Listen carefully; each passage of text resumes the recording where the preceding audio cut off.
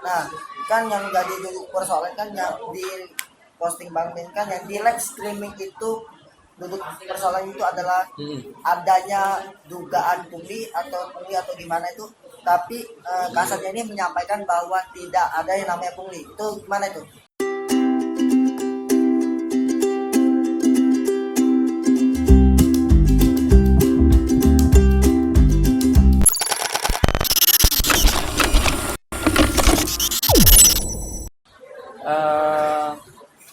Kasat, saya nggak tahu motif dan tujuan beliau mengatakan tidak ada, silakan saja.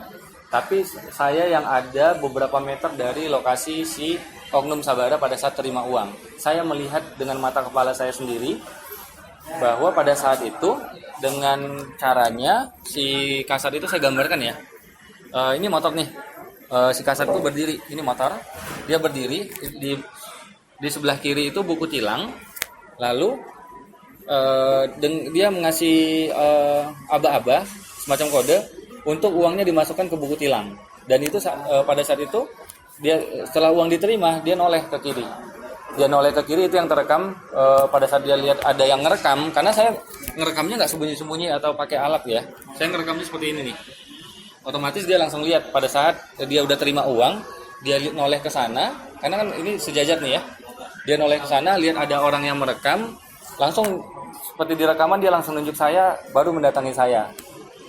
Oke, nah ini kan di video kan disampaikan lagi nih bahwa Ya. anggota Sabara yang diduga pungli itu, tapi pungli itu belum tentu loh. Artinya mereka tuh belum bisa dipastikan apakah mereka memang pungli atau enggak, itu belum bisa dipastikan hanya karena video yang di live streaming itu. Gimana itu Bang? Itu boleh-boleh saja dibantah ya, boleh-boleh saja dibantah, mulai dari kegiatan pun keterangan yang kita dapat juga berbeda dengan yang fakta yang terjadi di lapangan.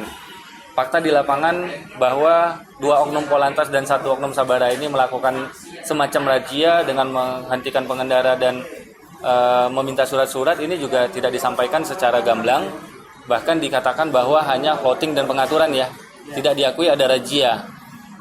Fakta kedua, oknum Sabara menurut saya juga sudah tidak pada tempatnya melakukan razia menghentikan pengendara dan meminta surat-surat.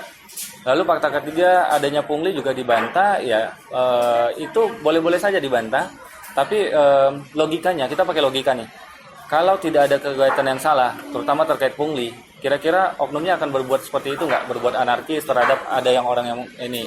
Kalau mereka kegiatannya benar, tidak ada pungli, tidak ada kesalahan apa-apa, tidak mungkin bersikap seperti itu ya, sampai anarkis dan menyeret dan memukuli warga sipil yang mereka juga tidak jelas, sampai bahkan lebih parahnya lagi menyebut teroris. Sampai disebut teroris itu gimana sih tanggapan Bang Ben? Padahal seorang warga sipil beridentitas KTP ada, itu kalau punya KTP kan artinya sudah diakui sebagai warga negara Indonesia loh. Apalagi punya SIM C, SIM A, berarti memang punya kualifikasi kemampuan untuk membawa sebuah kendaraan, dalam hal ini sepeda motor ataupun mobil.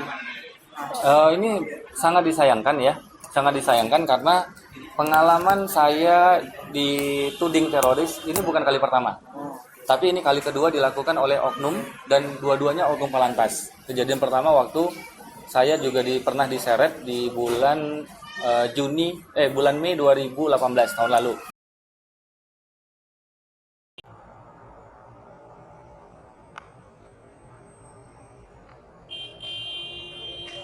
Sore Pak. Jangan pegang. Dulu. Anda mau kena pidana? Dulu. Mau dipidana? Bukan soal pidana, kamu ini dulu Terus sini. ngapain maksa? Oh, tak sirunian kau nih. Anda mau ribut ya? Iya, Bang, kita ke dalam lagi tuh. Saya bisa tuntut. Bukan kita ke dalam, Bang. Jangan pegang-pegang loh. Bukan kita ke dalam, Bang. Anda pidana. Dalam, Bang. Jangan dulu. Kasih dulu, kasih ke dalam dulu. Ngomong pakai paksa. Apa nih pakai paksa? Kau kudu kali ke Tidak, pidana loh, pidana. Kau pidana, Saya tuntut loh. Serah, kau tuntut aku. Kau diam sekali. Tolong kali kau. Yang kasusnya juga sampai sekarang nggak jelas. Di situ juga sama. Saya Tapi dituduh lihat di teroris. videonya itu kan pas bagian terakhir itu Bang Ben foto sama anggota-anggota itu, gimana itu bang? Nah iya, ini yang menjadi aneh karena apakah segampang itu seorang oknum, katakan oknum anggota Polri menuduh seorang masyarakat yang mereka belum tahu jelas identitasnya langsung dituduh teroris. Ini semacam saya pikir ini adalah sesuatu yang aneh. Apakah ini caranya oknum supaya mereka dianggap perbuatan mereka ini sehingga dibenarkan dengan menuduh ini fitnah ya, karena tidak ada ciri-ciri teroris tiba-tiba dibilang teroris hanya karena untuk, menurut saya sih hanya untuk menutupi kesalahannya.